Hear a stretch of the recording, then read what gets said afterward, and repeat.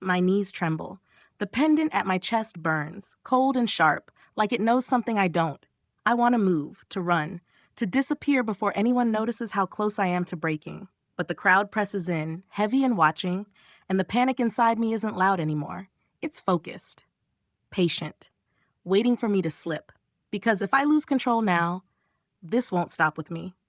Whatever cracks open tonight will reach further than I can see, and someone else will carry the cost. What begins here won't end when the torches die. It will follow me into every choice, every silence, every tomorrow. Firelight flickers across faces I don't trust, and the weight of his presence settles beside me like a warning.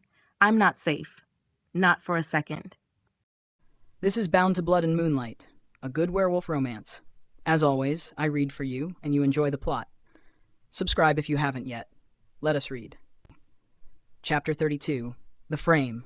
Leora moved across the pack square, the cold stone pressed against her thin soles. Then the memory from the greenhouse hit her. Instant. Brutal. She froze mid-step, an odd, displaced figure amidst the gathering evening crowd. Fear exploded inside her. Not the trembling premonition she had grown used to, but a paralyzing, stabbing panic. Her hand clutched the pendant at her chest. Her knees threatened to buckle. Reality and vision blurred. Stone beneath her feet merged with the looping memory of blood slicked on stone. A scream she could almost hear, and the massive, hunched silhouette of an alpha-shaped wolf. A high-pitched shriek drilled into her skull. Faces turned toward her. External judgment beginning to press. The wolf, was it Damien? Or someone trying to appear like him? A calm, controlled presence pressed against her. Marcus stepped from the shadows, catching her elbow gently, steadying her. The touch yanked her out of the vision's deafening shriek, replacing searing fear with a chilling unease. She hated needing help, hated that it was him. But her legs refused to hold. The pendant pulsed against her chest, hotter under his proximity. He didn't ask what was wrong. Instead, his voice slid into the clamor of her mind. Like ice on fire. It's starting, isn't it? How could he know about the escalating visions she had never explained? Her anxiety twisted inward as the crowd froze around her. Pack members halted, forming a half circle, faces grave in the flickering torchlight. Whispers trickled through the edges, subtle, relentless, pinning her and Marcus at the center. She felt exposed, defensive, every eye measuring her closeness to him. Her moment of weakness. A cold tension hung in the air, like a storm on the verge of breaking. The Omega survived. Barely, someone murmured. Survived what? A gap in the circle opened. Two betas carried a pale, trembling Omega into the torchlight. Panic surged, a visceral echo of her own memories of near death. Torches flickered violently as if reacting to the Omega's fear. The healer bent over the girl, peeling back bandages to reveal the claw marks across her ribs. Distinct, patterned, horrifyingly familiar. Leora's stomach clenched. She instinctively pressed her hand to her own side. Pain flared like a warning. Her heart lurched. The markings mirrored the attack that had nearly killed her as a child.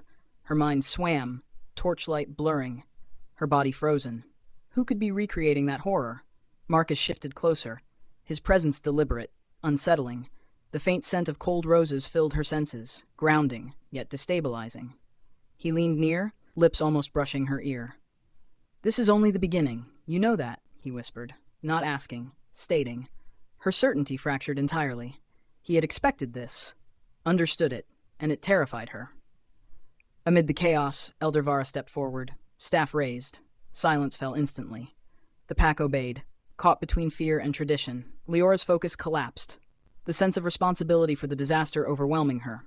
Vara's voice cut dry and absolute. For the safety of the pack, Alpha Damien will be placed in temporary isolation. Approval and fear rippled through the crowd, a collective acknowledgement of authority and consequence. Leora's chest tightened. Would Damien resist or accept? Before she could process, two enforcers seized Damien by the arms. He offered no resistance. His golden eyes, once burning with unrestrained power, now held only a steady, pained focus on her. Helplessness pooled inside her, curdling into cold horror. Her wolf howled silently, a soundless, agonizing rift in her chest. His lips moved against the din, muttering, "It wasn't me." She clung to that truth, desperately believing him, though doubt gnawed at the edges of her mind. Torchlight flickered and died as he was led underground. Silence fell over the square, heavy, frightening. absolute.